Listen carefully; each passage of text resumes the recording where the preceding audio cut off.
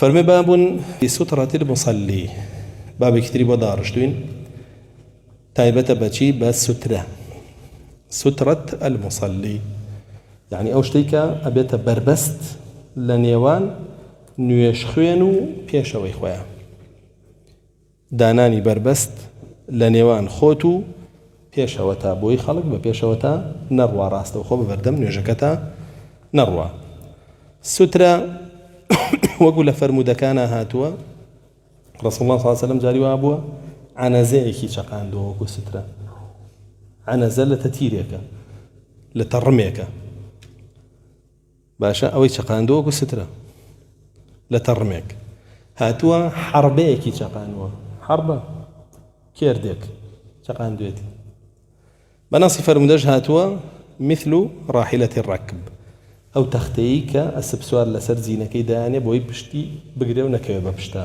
تەختەیەکە تقریبا ناوە 50 سانتیمێک بەرزە، ئیتر بەپێی ئەسپ سوارەکە جاری وایە 40 سانتیمیشە، ئەوەندە بەرزە.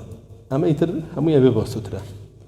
ئەو فەرموودەی کە هاتووە خەتێکی کرد، ئەو فەرموودەیە ضعیفە، خەتێکی کێشا بە پەنجەوتیەوە سترەیە، ئەو فەرموودەیە ضعیفە. بەڵام هاتووە کە بەڵێ سەرە ڕمێکی داناوە، یاخود حەربەیەکی چەقاندووە، یاخود بە نەسی فەرموودا فەرمێگەری کە لەوە نوێژی کرد هاوشێوەی ئەو ڕاحیلەی ڕەکبەی لە بەردەم یادانا بوو، ئەوە نوێژەکەی هیچ شتێ نایپچڕێن ئەگەر لەو دیویشەوە هاتوچۆ بکەن. ئەسڵ وایە ئینسانی مسلمان لە جێگایەکە نوێژ بکە کە ڕێڕەوی خەڵک نەبێ، ئەوە ئەسڵە. ئەسڵ وایە ئینسانی مسلمان لە جێگایەکە نوێژ بکە کە ڕێڕەوی خەڵک نەبێ، یتە ناو مزگەوتە، بڕۆ پاڵە و دیواران نوێژ بکە کەس ناتوانێت بەردەم تا بچێ، چونکە ئەو دیوە گیراوە، کەس ناتوانێت بەردەم تا بچێ. ئەگەر یەکێکیش بێتە بەردەمە نوێژکە بە بەردەم تا چووە نەخێر، چونکە حەدیثەکان باسی چیەکە؟ مروریش چییە؟ تەجاوزی جسمی تۆ بکە، کە تۆ لە پاڵ دیوارەکەی بتوانێت تەجاوزی جسمی تۆ بکە نەخێر، کەواتە ناتوانێت بچێت بەردەم. ئەو لا دیوارە بۆ تەبێ بە سەترە، ئەو لا دیوارەش بۆ تەبێ بە سوترە، باشە؟ ئەم دیواری پێشەوەش بۆ تەبێ بە سوترە، توانی بکەی بە سوترە، ئەو پایانەش دەتوانی بکەی بە سوترە. بەڵام ئەگەر تۆ بڕۆی ئەلەیان نوێژکەی کە ڕێڕەوی خەڵکە لێوێت، ئەمە گوناحباری بۆ خۆت، چونکە ئەسڵەن سەر ڕێگای خەڵکی لەسەر جادەش بێ، تۆ بۆت هەیە بیگری خەڵک ناڕەحەتکەی بە سوترەشەوە، بە سوترە لەسەر ڕێگای خەڵک داهێنرێ نابێ، باشە؟ و ئەم سوترەیە عادەتەن بۆ حاڵەتێکە کە پێویست بێ. ئیگنا وەکی تر تۆ سوترەکەت دیوارە، پایەیە، ئەوانەیە. بەڵام لە حاڵەتێکە ئەگەر بێت و دیوار و پایەت دەست نەکەوێت لە دەشتێکا بیچی، سەگ لەوێ ڕوا، گوێ درێژ لەوێ ڕوا، ئینسانی ترە ڕوا، ئەو وەختە سوترەیەکی تایبەت بە خۆ دابنێ. ئیگنا لە ناو مزگەوتە ئەم تەختانە بێنی و دروستی کەیت و داینەی بۆم بێن بزانم لە مزگەوتی پێغەمبەر صلی الله علیه و سلم تیای بووە، کێ توانێ بۆم بێنێ؟ بەڵێ مزگەوتی پێغەمبەر صلی الله علیه و سلم ئەو سوترانەی ئاوا تیا دانراوە، هەندێک مزگەوت تیا دایناوە، تۆ لای پایەکە و لای دیوارەکە شانوێژەکەی دانەیەنەی خاتە بەردەم. تازات بوومە مزگەوتە برادەرێ هاو لە نوێژە لە جەماعەتە لێوە هاو دانێکی خستە بەردەم، تا ڕۆژێک گرتم تۆ چیەکەی؟ كان رسول الله صلى الله عليه وسلم يصلي للجدار، رسول الله صلى الله عليه وسلم بەرەو جیدارەکە نوێژی کرد، ستری چین بۆ دانێ؟ من جیدارەکە هەیە، پیس ناکە یعنی خۆ عەزیەت بێ، ئەو چاکەیە لەگەڵم مەکە. ئەنجا ڕیزیان کردبوو لێرە لە مزگەوت، سنەت نییە هەبێ. هەتا ئێسش لە مەسجیدی نەبەویای بینی؟ نایبینی، لە هیچ شوێنە نایبینی، لە مەسجد الحەرامی ژێبینی نایبینی. سنەت نییە ئاوا لە ناو مزگەوتەکانە دابنرێ، بەڵکو بێ و خەڵکە فێر بکەی کە نوێژ بکە لای دیوارە، یاخود لای شتێکە کە بێ بە سوترە بۆی، نەک سوترەیەکی تایبەت بێنی و دای تاشی و لای داینێت و وای لێیترە بێ بە تەختە پەرستی لا بێن بێنیتە بەردەمە.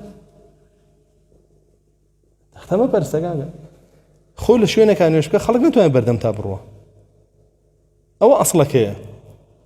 نەگیتر تۆ تەختەیە تەقدیس کەیت و بێنی لە مزگەوت تا داینێت و هەرە بێوە بێ، ئەوە بۆ خۆی بیدعەیەکە داهێنراوە کە ئەوە سترە ناو مزگەوتەکانە هەبێت. يقنا بلاي ولا صحابة ستريان لمزقوتا ريس كردو تابعي ريزيان كردو بينا بوم بينا با مقناعات بيبكمو ولا مدس خوش بيو بشيمان بومو بين ريزي كيشم بو دروسكا يعني يشتيو جابوه براسي كأفرمي السترة ما بستي باراستني نيوجا لو اي خلق ببردم يعبرو اماش اركي سرشانتا اقل لدروي هاوشيوي او راحلي ركبة داني باشا جانتاك الداني كبقى درو برزا جانتاك بشانوي ياخد دارك نيومة البرز بي بيتشقينا بوتي سترة طاو او يداوي او عنزيه ياخد حربيك بي بيتشقينا او بوتي سترة بلا مرات وبينا ومزقوتا كان ويتيابكي اما اشتيقنية كلا شرعها هاتبه فرمدي كم لم باباك ناويتي فرمي عن ابن عمر رضي الله عنهما أن رسول الله صلى الله عليه وسلم كان إذا خرج يوم العيد أمر بالحربة فتوضع بين يديه فيصلي إليها والناس وراءه وكان يفعل ذلك في السفر فمن ثم اتخذها الأمراء.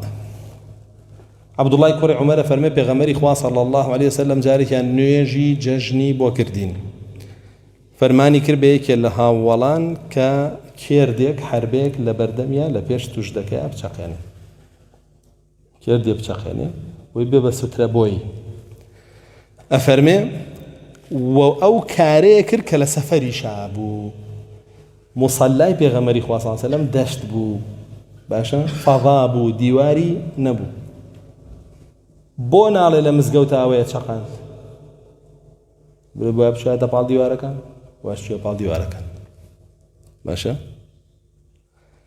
وبو أفرمي لسفري شاوايا كرنا لحضرة لكاتكاك لمالو بو ياخد لمزقود بو عيناها كر كما تايبته بدشت برقاوبان وأفرمي دوا أو أمير كان من أمراء مبستي خلفائشة يعني ككار بدستي مسلمانان بون كرديان بسنتو بوشي ولا سفروا لمصلايا أو ستريان بوخيان دانا يترهرشيك بوعا. فرمدي دوا عن ابن عمر أن النبي صلى الله عليه وسلم كان يعرض راحلته وهو يصلي إليها إسامان شيئا ستريان أما باسي تنوعي ستريان فرمدانا كهنا بيتي لرزيك فرمي بيغمري خواه صلى الله عليه وسلم كاتيك كان يجي يكرد واشتركي لبيش خواه ودانا أي كربة سترة واشتركي لبيش خواه ودانا أي كربة سترة شاقوكا چي بو جمادات بو واشتركا چي حيوانات بويا أكري هرشتي لبيش توداني وكو سترة إيتا مزقوتا وهي تشانيني وكو سترة بروي نجي بيبكي إيكا دانيشتو لبشتيو نيوش بكاو ستريتوه يكن نوجك على بشتي ونوج ده بس سفريته طب رسول الله صلى الله عليه وسلم جاري وهبوا عائشة خاتونيش لا شويني قبلكي وبوكو سترة بكارينا وخوتو حتى بو سجده بردن همو جاري بويا دستي با لقاچي بريت دوا سجدكي بري انجا دواي بيتو ليس بيغين بفرمودا كان جابوي فرمي